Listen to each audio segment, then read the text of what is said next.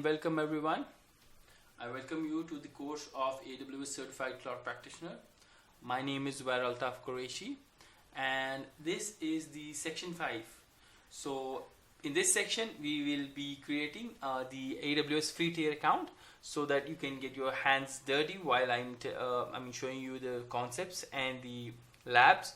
You can also side by side do the same thing. So AWS gives you a free tier account wherein you can just test all the basic, not basic, or almost all the features and services. So let's start with the creation of the account. And what I want to show you guys is the let me just stop the slide first so that I can go to the account. So I will open up Cognito session for my Chrome, and what you need to do is you need to go to the AWS AWS free tier account. Just search it in Google. You should land up here.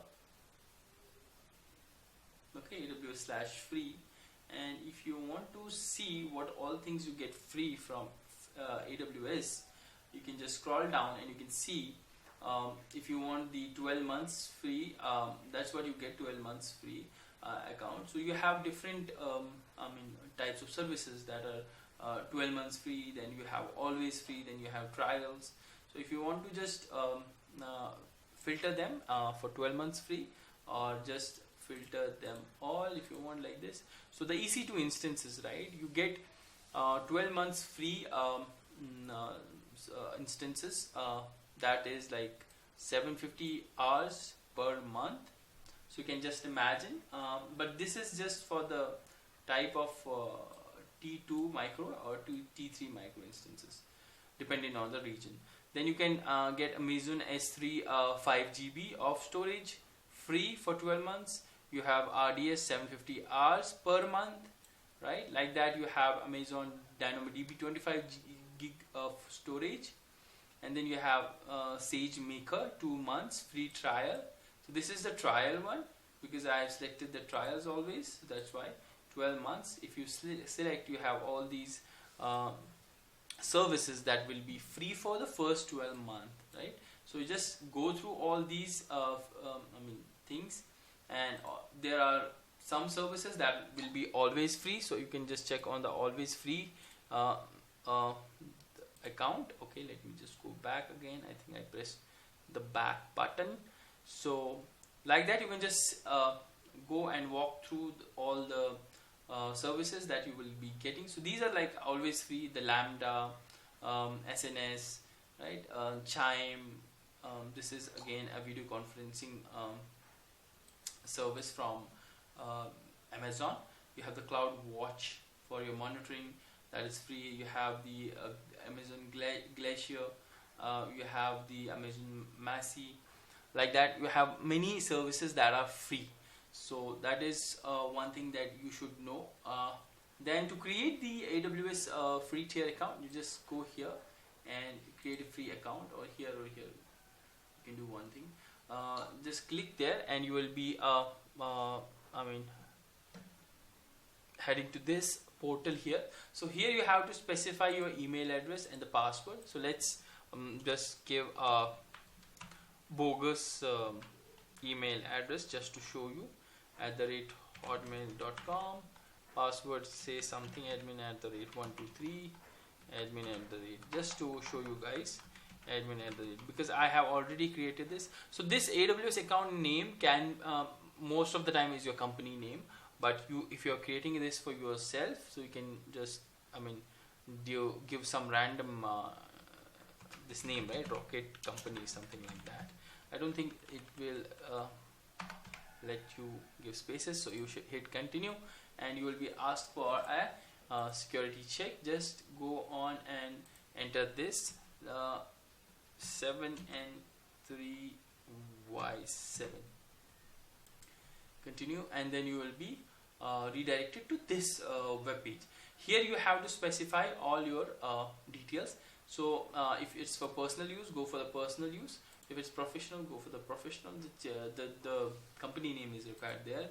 So you have all this. Once that is done, you just click on the create and continue button, and then because I've already created this account, free account, so I cannot create one more because you need this credit card for this. That is for security reasons, because if you don't have the this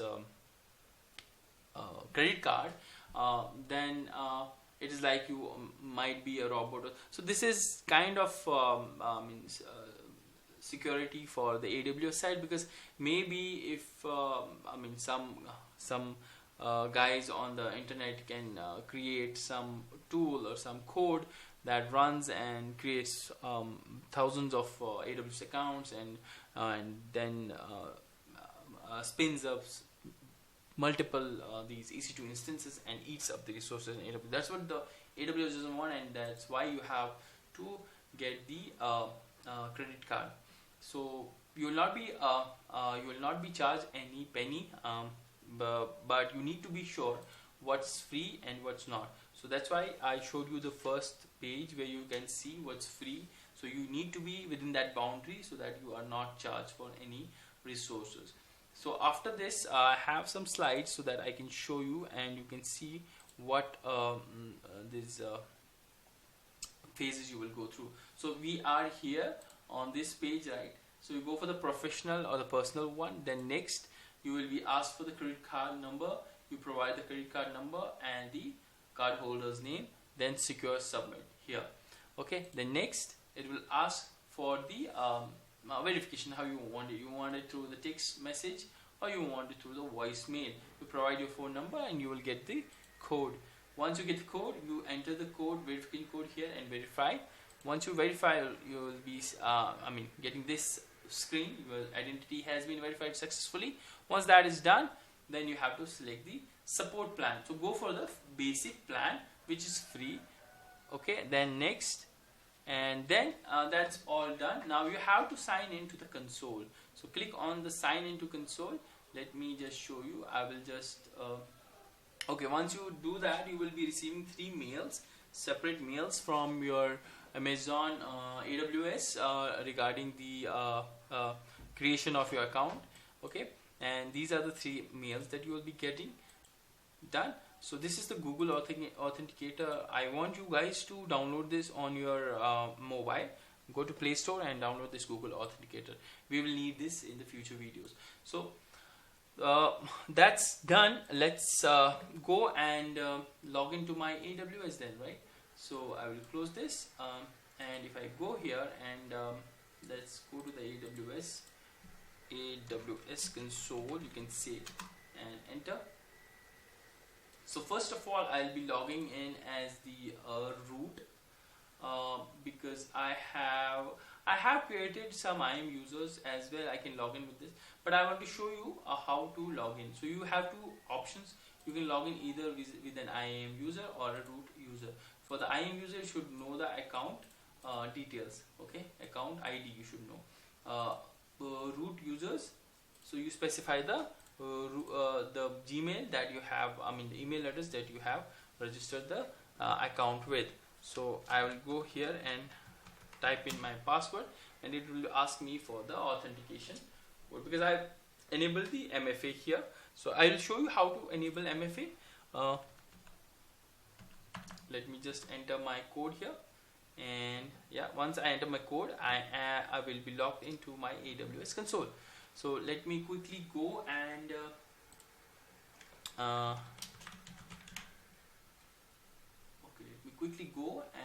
show you guys the console tour. Okay, so once I'm here in the AWS console, so this is the console, the dashboard that you will get, and you have certain things here that I want you to learn before you start with the AWS journey. So on the top left, you have this icon which takes you to the home wherever you are. When you press this, you will get back here only, this screen. So this is the home page. Okay, here you can see all the services. If you select on this all service drop down. You can scroll down and see how many services AWS has as of now, and these are adding up day by day.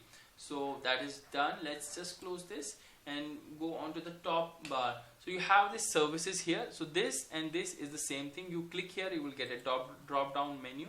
So you have the AWS grouped in services grouped here.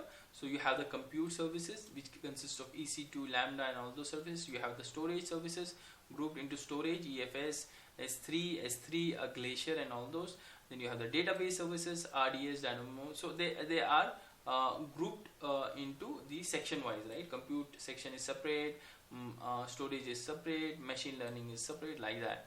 So and if you want to just directly go to an service, you can select this and search here EC2, right? So it will take you to the EC2 service here. Okay, that is another way to go to the service.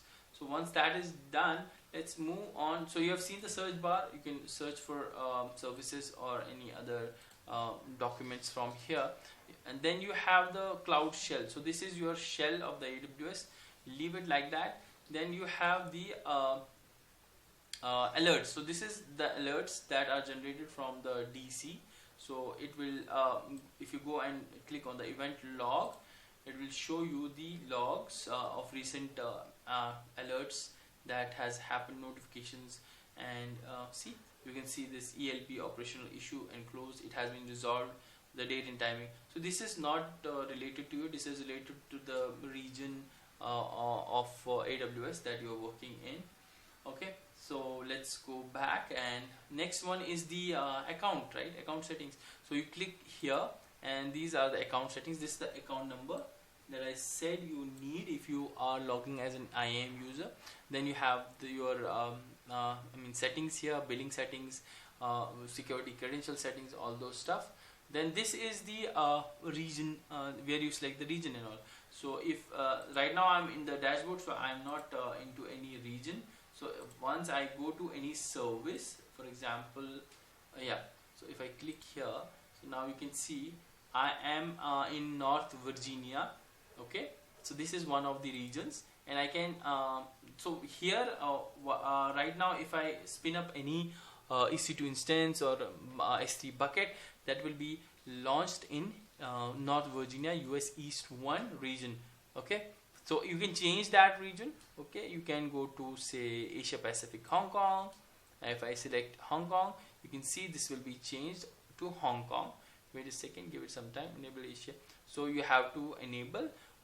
So let's move on to some other one. Let's go to Europe. Okay, so these are all the regions that we were talking about, and this is the list of regions that AWS is running around. So you can see it's moved to EU Central 1, and here also you can see Europe Central 1. So here also it has been changed. So now if I spin any the EC2 instance, that will be launched in the Europe region data center. So this last one is the support center. If you want to raise some tickets and all, you can do that from here, and also documentation and training stuff. So that is the tour of your AWS console. So let's move on to the next part, that is setting up your account, right? So if you have a new account, how to enable MFAs, how to change the password, how to create a IAM user, and all those stuff. So let's do that. So for that I need to go to my IAM. So I can select here services, and then go to the IAM services. That will be in your security. Let's slide here.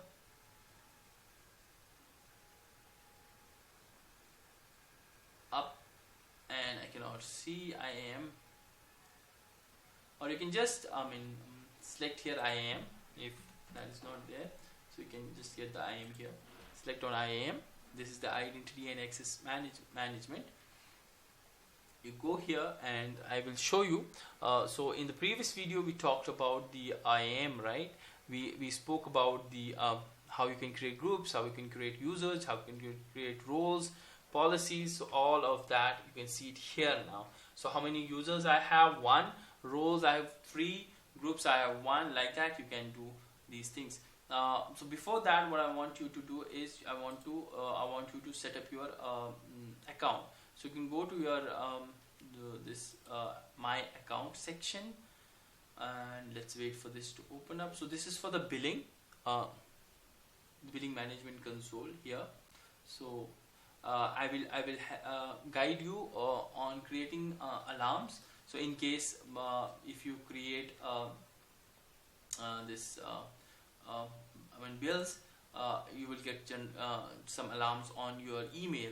So we will keep a threshold of say $10, and if your bill gets exceeded $10, you will get alarms, and you will get the information about that. So coming back to the account security, you need to go to this account options here and go to my security credentials. So here you have the passwords section. If you want to change, you can click here and it will take you to the password this portal. Here you can change the password of your account, right? It needs an authentication. I'll go back.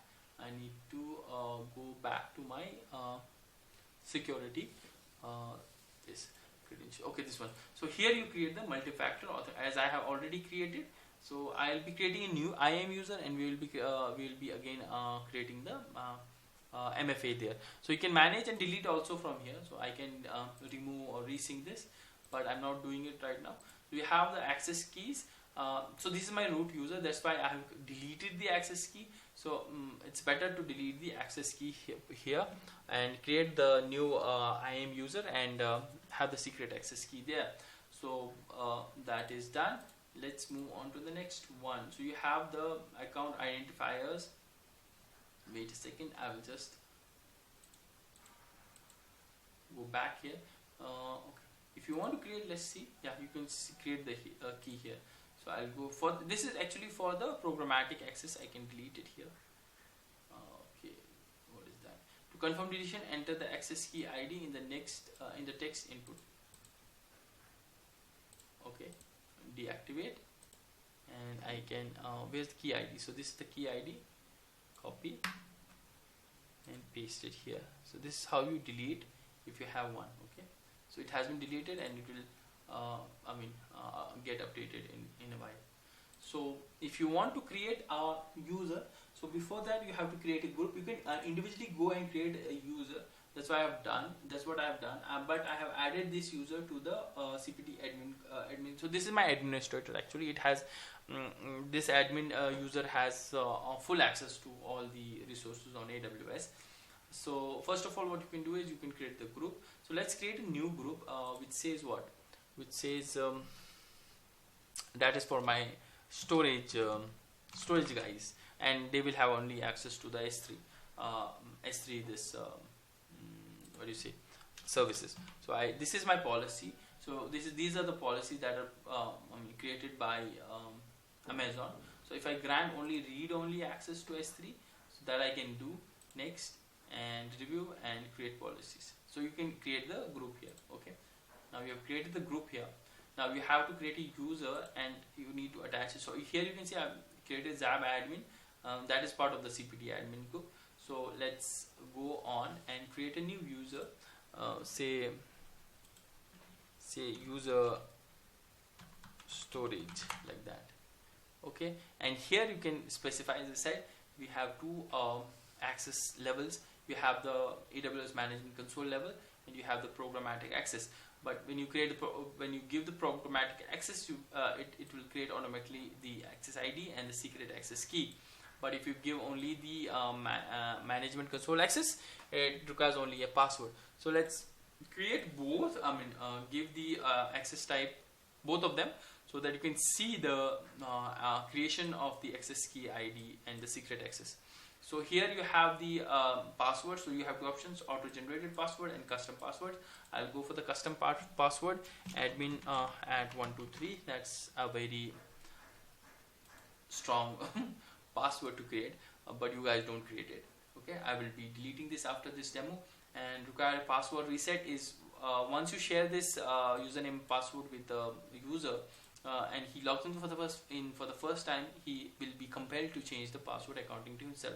So I will disable it right now. Next, permissions.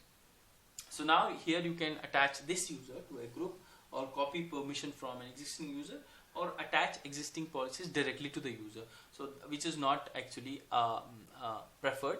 The best way is to add the user to the group, and then you have the policies attached to the group. See here, and admin has the administrator access, and this new guy will have the access to his read-only access. So I'll attach this. And next, tag is like key value pair. So key is like, say this is what, so this guy is from storage, so let's say company department, right? So department, that is the key, and the value is, say, storage, right? So like that you can key tag these to later on identify that resource. Okay, so next, review your this settings on the user. So this is part of the group storage, and this is the tags create user.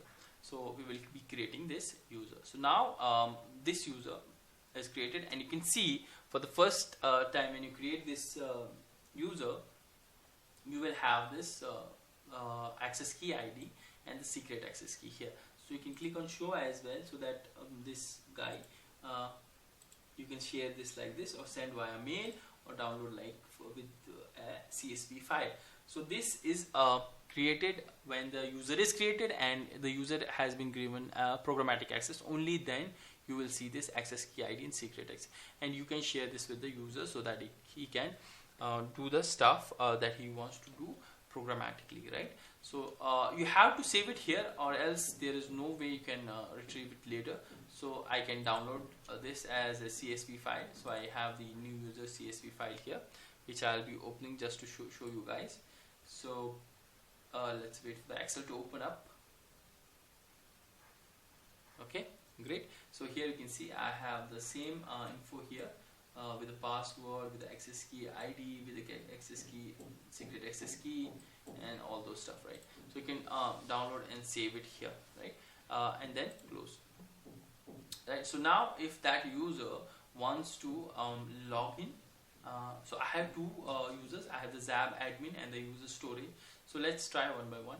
So okay, I will go and open up a new incognito. Then I will go to AWS Console, right? So either I can I can go from here to the AWS Console, and I can specify. I think I will be logged in back using the same root credentials. I need to log out first. Yeah.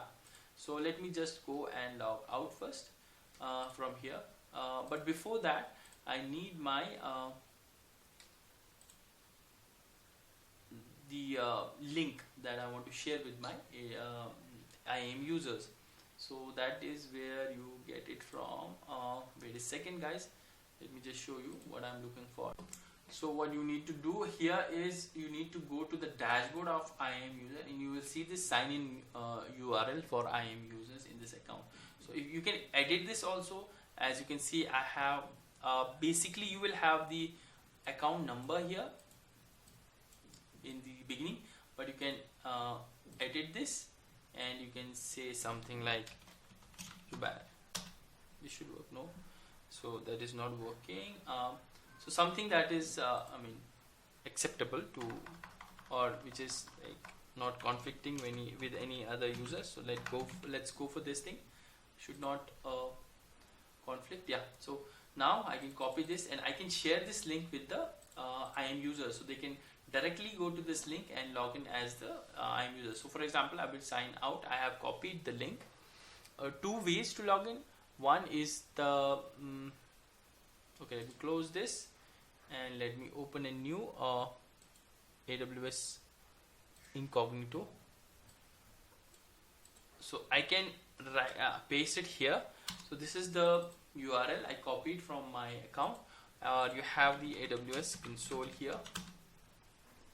So you can go from here. So for example, this is the console, and this is the one. So either you can do this. So this is the link that I copied from my IAM and I shared with my IAM users. Or you can go to sign in, and it should be this one. Let's try this one. Basically what you have is, what I want to show you is something like this one. So this is the one of the ways. So you can click as IAM user, and then you have to specify the name. That was the Zubair CPT. Once you click on next, it will take you to the same page. This one, see, it will take you to the same page as the first one, which I shared with the IAM users. So this is the one. Okay, so let's log in as say Zab admin. I want to show you that this guy has full access. I remember the password. Okay, yeah, so that is the one. So this IAM user has the level of admin access, so that means I can do anything. I can go to any service. I can spin up EC3, EC2. I can spin up. So if you go here, I can go to EC2. So I will guide you through this section by section. So this is the EC2 where you create the virtual machines. So you can see I can go into the EC2 and I can see all the instance inventory, right? So that's what I wanted to show you. And also if I go to any other service, say S3, so I can go here and let's create a S3 bucket here. Okay, bucket is like a storage in cloud. So let's create a bucket. Just for the name's sake, test my bucket. Okay, test my bucket name, and then you have to specify the region. So as I said, the S3 itself service is global, but the buckets are created in region wise. So I create one in North Virginia and choose bucket, and yeah, so I have the bucket here. You don't have buckets, okay. Copy, okay, copy this, okay, that is not the create section, okay, I need to scroll down. So this is where you specify the public access or not. This is right now blocking all the public access, but I will guide you through all this. For now, just I want to create a bucket so that the name, test bucket name must not, okay, so this should be all small letters, so that's why. Okay, when we go to the S3 section, I will, okay, this is already existing, so just hit some number so that this is unique. So I'll be guiding you through the S3 when we reach the section. So I have a test bucket right now. Test bucket. So you now get the idea that this admin, Zab admin, has access, admin access to all the services. Now let's log out and sign in as the storage. What was the name? User storage, right? So let's go on, and I have, I think, the same IAM user sign in URL. I'll just copy paste it here, and it should ask me for the username and password again. So I have the user -storage, right? And the password should be, I think, admin123, right? Add123. I think that was the password. No. With a capital A, as I remember. Yeah, so now you can see that this storage user, we gave only the S3 read only access.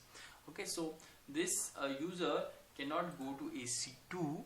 If I click on EC2,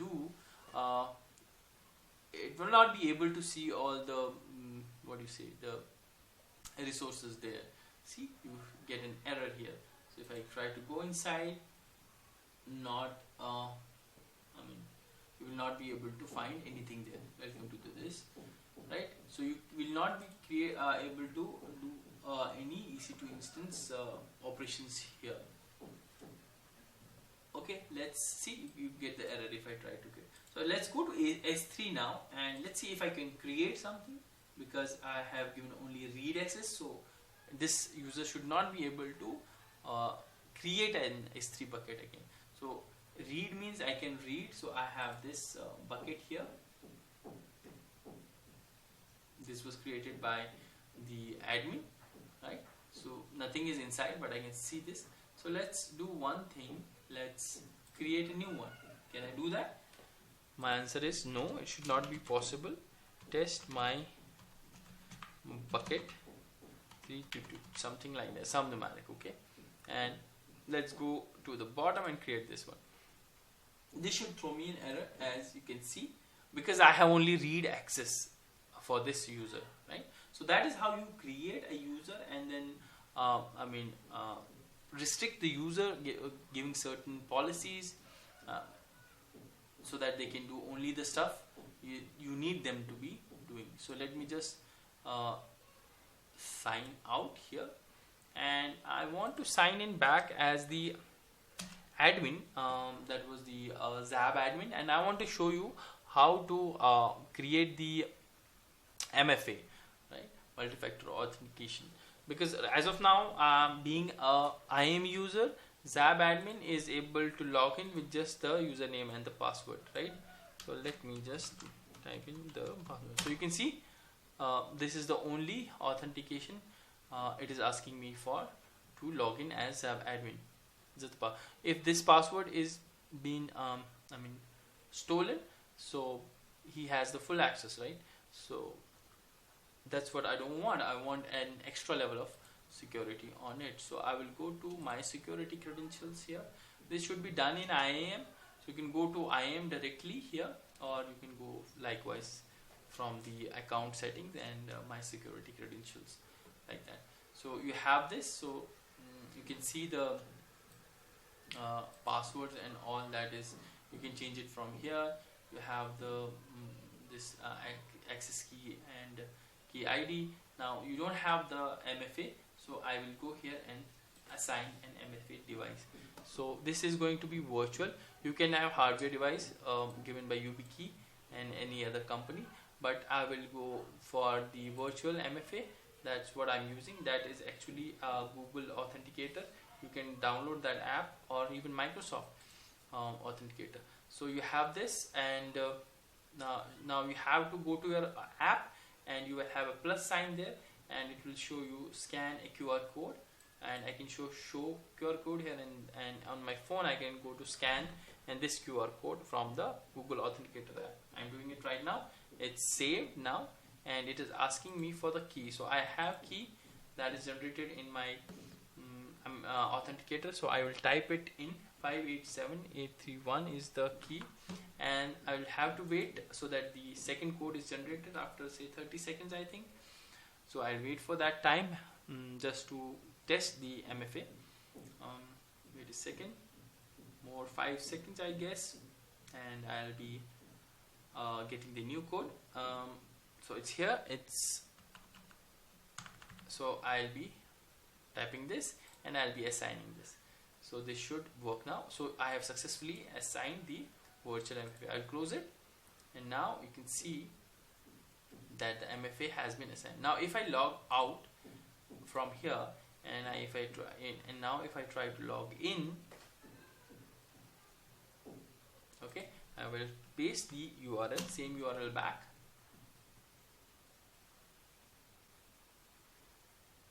But now for the username and password, that is fine. Once I hit enter, it should ask me for the code. Yeah, now it's asking me for the code, so I will type in the code, and that's how you set up the MFA on your account. So now it has an extra level of security on your account. Even if your password gets compromised, but you have the authenticator, which the guy who is not a real user will not have the authenticator app with him. Okay, so that is how you set up the MFA, and I've shown you how to set up the the link, and customize the link and share the link with all the IAM users so that they can log in from that link directly. Or if you don't have the link, you have the name, right? The name here. So you have to type in this as the account ID, or you can have the account ID, that is this one. You can type in this account ID and then the IAM username and all. And I've also shown you how to create users, groups, and how to assign the policies on them. So I'll be deleting this user. You go here and just delete. So I'll be deleting this user, and I can also go and delete my S3 bucket. So I can go to my S3, right? So that I'm not necessarily charged. Anyways, I have some hours and storage of S3, but this is how you go. It's better. It's a better practice if you go and do this when. Okay, so the last thing that I want to show you in this video is creating the billing alarm. So in case accidentally you start running any services that are charged, so you can set up alarms that once the billing goes crosses a certain amount, you will be sent a notification saying that this limit has been crossed, and you can quickly log into your account and terminate those instances and services, right? So in order to do that, the first thing is you need to be logged in as the root account. Okay, you cannot be logged in as an IAM user, because IAM user will not be having access to the billing dashboard. So the root user will be having access to the dashboard. So what you need to do is go to the account section, my account section, and go to my billing dashboard. Here, once you are here, what you need to do is you need to go to the billing preferences. Let me just maximize. Okay, so you need to go down here to the billing preferences, and once you are here, you have to enable this receive free tier usage alerts, and you have to enter the email ID where you want to receive the notifications. Okay, so mine is this one, so I'll just enter the email and then click on receive billing alerts and save the preferences here. So next thing what you need to do is you have to create the billing alarms. So for that you need to go to the CloudWatch. The way you can go is either by clicking here on the manage billing alerts, or you can just type in CloudWatch here and go to the CloudWatch directly. So I will just click here and it will open up a new window with the CloudWatch, new tab, right? So here what you need to do is you need to create an alarm. Okay, so you can see here I don't have any alarms, and what you need to do is you can go to the billing section here and create an alarm. In the alarm section you have billing and create an alarm here. So maybe you will not get this screen directly. Maybe it will be asking you to select the metric. For that what you need to do is you go to all metrics, billing, and then total estimate, and then you select the USD and USD here, and then say select metric, like that. So now here you have to this is just a name, metric name, estimated charges. I can change it, but I will keep the same. Statistics maximum, hourly, you can just check the periods, how frequently you want to check. Threshold, keep it static, and whenever estimated charge is greater than or greater than equal to, lower equal to, whatever you want to see. So I'll say greater than, or I'll keep it greater than equal to. So even if I have estimate that is like say $10, I will be I will receive a notification. So here you say next, and then here you have the notification. So here you have to create the notification. Select an existing notification. I don't have an existing notification, so I have these notifications, but I'll create a new one. I'll say create a new topic. So I can say what? My CloudWatch alarm topics, I can say, and endpoint you have to specify the email account here again. So I'll just enter my email account here, and this is my account, and I'll say create topic. So once the topic has been created, right, and then I will go down and say next. Yeah, so you have to name the alarm here. Say I'll say my test alarm, like that, and you can just specify a description, which is, so now here you have to name, so I named my test alarm. Click next. So here what you can do is the alarm has been created, right? You can see the details here, description, and now we have to create. Click on the create alarm. So once this is done, what will happen is the alarm is created, but it will be in the insufficient state. Okay, to take it into the OK state, you have to go and check your email address, the email address that you specified, this one. So you will receive a notification saying you need to confirm the subscription here. Once you confirm the subscription, you will receive you will receive a confirmed message like this. And now when you go to your console and refresh the billing section, this should be, after a time, it should go into the OK state. Let's see if it does, quickly or not. No, it's still insufficient, but after a while it will go into the OK state. Okay, yeah, it's in the OK state now. So that's it. That is how you actually set up the alarm. So now whenever the billing is exceeded equal to or greater than $10, you will get a notification in your email account saying that the charge is passing the threshold, right? So, and it is checked every 6 hours. So that is the thing. And so yeah, so that is it for this video. Kindly don't forget to subscribe to my channel and share the videos as much as possible, and do comment in my section with suggestions how can I improve the videos and the content that I have, right? So yeah, bye guys for now. See you in my next video. Bye bye.